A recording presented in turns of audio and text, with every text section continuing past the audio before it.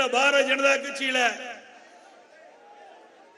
அவர் யாருன்னு உங்களுக்கு தெரியும். பிளைட்ல ஏறும்போது பேட்டி கொடுப்பார், இறங்கும் போது பேட்டி கொடுப்பார். பேட்டி கொடுப்பதுதான் அவருடைய வேலை.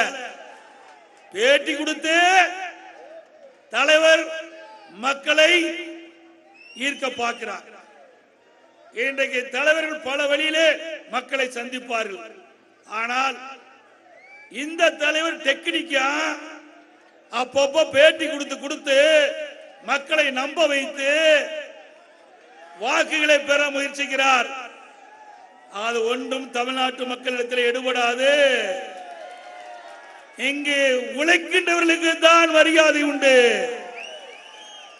உழைக்கின்ற கட்சி அதிமுக கட்சி, மக்களுக்கு நன்மை செய்த கட்சி அரசாங்கம் அதிமுக அரசாங்கம்.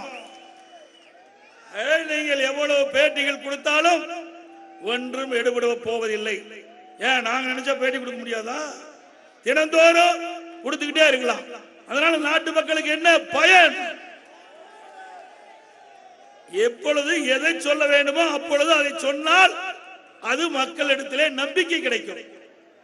எல்லாவற்றிற்கும் பேட்டி, எதுவுமே இல்லை என்று சொல்வதற்கா இல்லை. மத்தியிலிருந்து அடிக்கடி தமிழ்நாட்டுக்கு வந்துட்டு போயிட்டு இருக்கிறாங்க. அதனால என்ன பிரயோஜனம்? வர்றீங்க ஏதாவது ஒரு திட்டத்தை கொடுத்து அதனால மக்கள் நன்மை பெற்றிருந்தா பிரயோஜனம் உண்டு.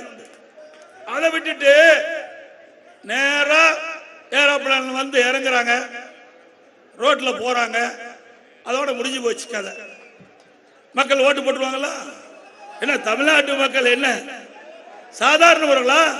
அறிவு திறன் படைத்தவர்கள். எது சரி தவறு என்று எடை ஓட்டு பார்த்து தீர்ப்பளிக்கக்கூடிய மக்கள் தமிழ்நாட்டு மக்கள். இந்த ஏமாற்று வேலையெல்லாம் ஒண்ணு எடுபடாது. தமிழகத்திலே யாரோ வந்து ஏதோ பேசி மக்களை குழப்பி அந்த குழப்பத்திலே அரசியல் ஆதாயம் தேட முயற்சிக்கிறார்கள். அது ஒருபோதும் நடக்காது தமிழகத்தில்.